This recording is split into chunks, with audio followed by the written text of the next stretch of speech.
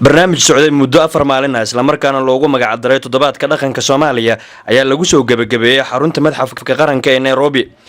barnaamijkan oo gabagabadiisa uu ka soo qayb galay safiirka dawladda Soomaaliya u fadhiya dalka Kenya ayaa waxaa si gaar ah loogu hadlayay arrimaha hidaha dhaqanka ee Soomaaliya iyadoona halka lagu soo bandhigay dhaqamo badan oo dadka Soomaaliyeed ay caan ku yihiin.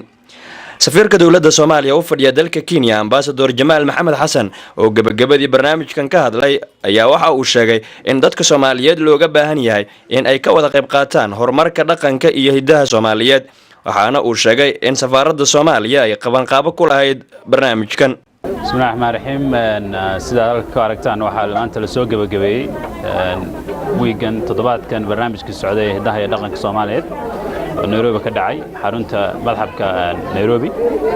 waxyaalaha la soo madhigay sida arkaysaan waxa kamid ahaa hidaha dhaqanka Soomaaliyeed oo dhan ciyaarihii dhaantadii buraanburkii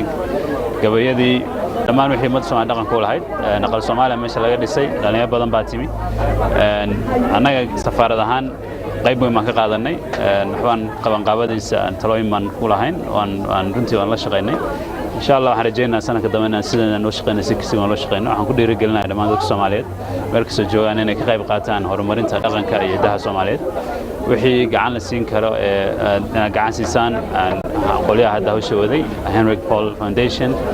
iyo xarunta Jaamac Umar Ciise oo 100% isku taxalluujisa sidii loo horumarinayo hidaha dhaqanka Soomaaliyeed.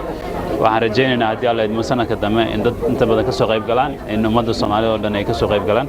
in hidaheena iyo dhaqankeena iyo afkeena la xoojiyo wixii laga geysan karo laga geysto anaga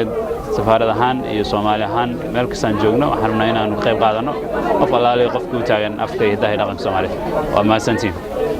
dadka Soomaaliyeed ee ku nool daafaha caalamka ayaa mar walba waxa ay soo bandhigaan barnaamijyo lagu soo bandhigayo hidaha iyo dhaqanka Soomaaliyeed waxaana barnaamijkan shalay lagu soo gabagabeeyay magaalada Nairobi uu qayb ka yahay barnaamijyada ay dadka Soomaaliyeed markaasi ku soo bandhigayaan hidaha iyo dhaqanka Soomaaliyeed.